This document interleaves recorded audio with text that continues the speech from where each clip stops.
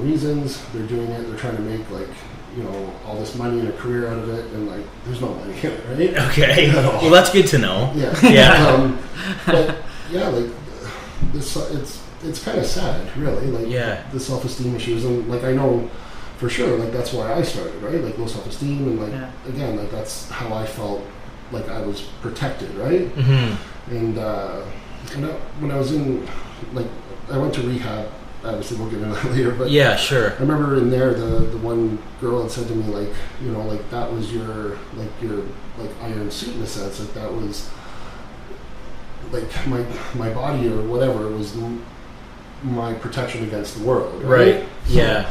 On the inside, I was scared, like little boy that had never really grown up or known how to deal with feelings or emotions. Yeah. You know? Yeah. No, I understand, man. Protected it and like just buried everything inside. Whenever I got hurt or got, you know, lied to, it was just like, you know, just take it. Yeah. So you took things very personally, probably. Yeah. Yeah. And again, I mean, I think there's a lot of people that probably go to the gym for that same reason. I mean, when you and I think you're a little bit older than me, but not by much. And I think that when you and I were growing up, at least in the school system, I know bullying wasn't sort of a huge thing for you, and you were a pretty big guy in high school anyway, so it wouldn't have mattered. I got it a little bit, and I know people that got it. I probably gave it out quite a bit too, just because I was getting it. You give it out. It's what you do in high school. But I think that I started working out around that time, and I wanted to be, like, I never hit anywhere near where you are, where Arnold was, where I wanted to be. But I felt like the bigger I got, even though I was emotionally weak on the inside, people wouldn't fuck with me. It was just like, you know what? As long as I'm big and I walk around, they can leave my emotions because I know inside I can't deal with it. Yeah. So I know exactly how that feels. But do you think that that's the motivating factor for size for a lot of these guys? Yeah, I think it's a way they mask really what they're feeling and like truly who they are in a sense, right? Like it's a persona that is not true to really what's going on. Right. Interesting. You look like you were going to say something. Yeah, well, because we're talking about it in one sense, but then I feel like almost there's another sense where it's, you know, a lot of guys work out because, you know, of what we define as being a man. Right. In today's society. So I'm wondering if maybe there's any linkage there, you think? In terms of just like the way that you should look as a man? Yeah, absolutely. And how it pertains to, you know, you actually being a man. Like, you know, there's a stereotypical kind of image of a man as like big, you know, muscular guy. And if you don't fit that image as a guy and you're like, you know, 130 and you're in high school and there's like all the other people around you and you have all this imagery and stuff, you know, that's another self-esteem based reason, I guess. Well, I think it's just attention, right? Mm-hmm. People are getting attention because they're not comfortable with who they are, right? Like, so to get all these outside affirmations and attention in whatever form, like, is still attention. Yeah, right? That's true. That's true. And I mean, I agree with you to some extent. Yeah. But there's also like there was that whole hipster thing. I don't know if that's still flying, and people are getting really skinny for a little while too. So there's still trends. Absolutely. Yeah. But I think that I agree with you that you know, the more we progress as a society, it seems like the less of an excuse there is for you not to have the six pack or like not to be the guy on the cover. It seems, especially with the way that Instagram models are and all these followers, they fit what you guys are talking about. Yeah. So I think that the society is molding us to sort of go in that direction as well. But let's get back to Scott's story here, because you have a really interesting sort of way that you've progressed through things. So, I mean, Vince and I were doing some reading before you got here because we wanted to make sure we knew kind of the dates and timelines and things of certain things. Mm-hmm. So, when was it you did your first competition, you started doing gear? What kind of led you off the path of just sticking to the fitness regime that kind of ended you up in the papers and things like that? So... I mean, take me back whichever way you want, like however you want to start that story and how it unfolds. You bring it back to wherever you want to kind of go through it. Well, I think it started obviously when I was younger. Yeah, right? yeah. Again, not having not feeling like I fit in or had a voice or something. So, you know, whether or not I started working out to be different and bigger so people would notice me. You know, I think that had a part to do with it. Yeah. Even though I didn't like the attention. Right. Like, you know, obviously some part of me did. Yeah. Right? And again, you know, all of that of where I, you know, landed up going, you know, derailing and getting into drugs and stuff like that was, again, all started with like emotions and, you know, again, I like, you know, talk about my family and like brothers and stuff, right? Like, you know, again, my older brothers, they're always had girlfriends. Like, my brother Ken always had like sorority girls at the house and stuff like that. Yeah. John and Julianne were together, and so, you know, being such an emotional guy, like I always wanted that. I always wanted to have like. You want to be like your brother, and I just wanted that, like, I guess, emotional companionship. Like, I'm not the type of guy that just goes out and like picks up girls at random, like sleeps with anybody, you know. Like, right. You wanted to be loved. Yeah. Yeah. Can we put it that way? Well, yeah, and I guess like, and that comes from my family. Like, my parents grew up on the same street. They've only been with one another, so I come from a very loving like family. Right. So that's, you know, I guess where I get my values from. Sure. So that's what I wanted. Yeah. Right. And you know, when I started working out, you know, I got bigger and bigger. Yes, I started getting attention, but still, like, I'm still that like shy, scared little boy on the inside. Right. And you know, when I got really big, you know, like,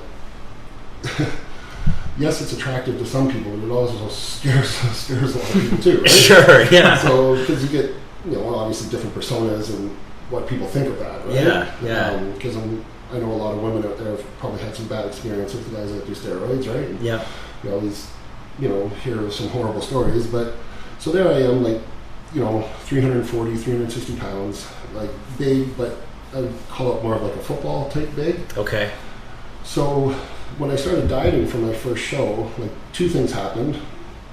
One, I felt at that time like I started getting like, I guess, some acknowledgement or recognition from my dad. Okay. You know, like, dad's a very well-known doctor. Yep. You know, overachiever, high expectations. Yeah. Not on us, but, you know, obviously we put it on ourselves, right? Yeah. My older brother, he became a doctor. My brother John was going to go that route, but then he decided not to and became a firefighter. But everyone's professionals in my family, right? Right. And then here I am struggling with school, you know, went to college, ambulance, emergency care, and then decided not to do that because that's when I, you know, I'm like, I'm going with bodybuilding because this is what I excel at. I'm great at it. Like, I'm different. Yeah. And I started picturing myself down in LA and like being with all those guys, right? Yeah. And people would always tell me, like, man, like, you could be in movies, like, you're so different and unique. So when I started dieting, one, like, I think before that, I mean, I could be wrong, this is what I thought, was that, like, my dad thought I was lazy or something like that, because, you know, I was working out a lot, and, you know, I'd go to the gym twice a day, and I'd sleep right, a lot, sure. and eat a lot, yeah, right? Sure. So, you know, when I started dieting, you know, I noticed that he started seeing, like, the regimen, the effort I was putting in, like, I lost a lot of weight, and, like, you know, I had to do cardio twice a day, like, it was a lot of work for 6 months, right? Yeah. And so, you know, when I landed up winning the show, my whole family was there. You know, I turned 21, it was on my birthday, and, you know, I remember, like, looking out and seeing my family there. And this is your first show you've ever done? My first show I ever did. So, and you won it? Yeah. Awesome. Won heavyweights and overalls, and, like, again, that was the biggest, like, novice competitor that I'd ever seen in Ontario, right? Yeah, yeah. And, like, the girl that was doing the signing up actually didn't believe my age. Like, I had to go prove it. Wow. Right? Because that's unheard of, being 20 years old, 21 years old, 270 pounds, right? So again, like, I win that show, like, I feel like at that point, like, you know, I'm getting, like, praise or, like, feeling of being, my dad's proud of me, and, like, he's noticing what I'm doing. You know, the next time I dieted shows, it's like, you know, do you need me to help? Do you want me to cook food for you? Like, he was, like, just that acknowledgement, right? Yeah. So that made me feel really good. Right. Obviously, right? Yeah. So now I've got something that I'm good at, that I'm getting acknowledgement and praise. My dad's proud of me of what I'm doing. So, you know, of course, I want to keep doing it. Yeah. Right? Yeah. I'm the best at it. So that means I have to be the best. Right? Yeah. So that I obviously kept pursuing that, right? Yep. Yeah. So the other thing that happened during that time frame was obviously starting to diet, getting leaner and leaner.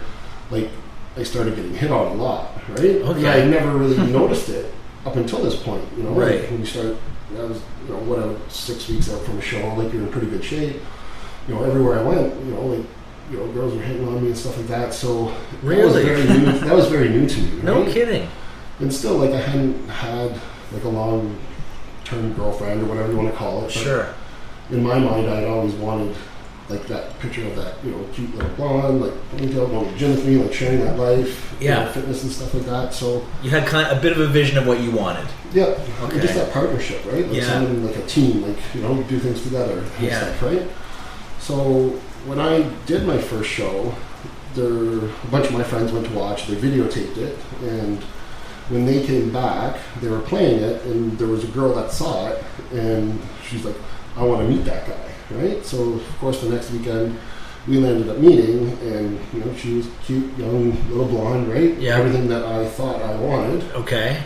And that started a whole, sequence of events that still, to this day, have affected my life in a horrible way. Really? And So this is a relationship that was toxic. Can we say that? Extremely toxic. Okay. Yeah, codependent, brutal. Okay. In fairness, though, you hadn't been through a lot of experience with relationships. No. Because a lot of people get to experience that first heartbreak and shit like that earlier on, right? So they bounce back, they get through it. But at a later age, I mean, you've accomplished a lot at this young age, but emotionally, you're kind of playing catch up. Yeah. Yeah. Okay. So this, she ended up being the first girl I ever fell in love with. Okay. Right? And then I think after we had been dating for 6 months or 9 months, I don't remember exactly what, but I had found out that she had lied to me about quite a number of things. Okay. And so, again, growing up in my family, it was, you tell the truth no matter what, all that kind of stuff. Like we're doing here today. Yeah. Being real and being honest. Yeah. So, and I remember specifically at that point, when I found out, I drove her back to her place, and I'm like, get out of my car, right? It's done. There's no ifs, ands, or buts, no lying. That's right. it.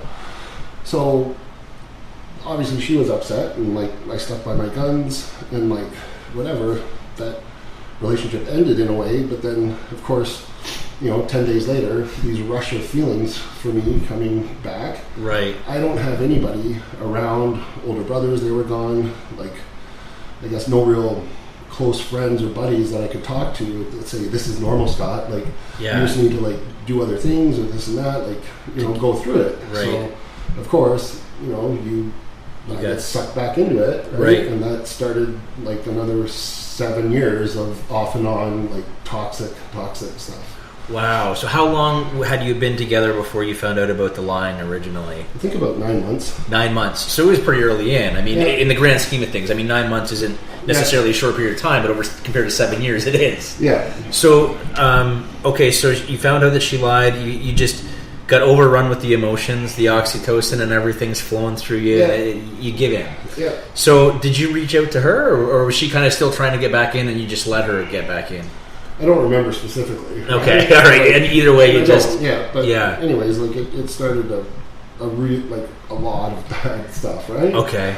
And that's now that I've gone through a lot more stuff in my life and understand it, that I look at that as that was my fault back then because I should have stuck to my guns and if I would have not let her back in, or if we didn't go back, a lot of things would have been different in my life, for sure. Okay, right? Yeah.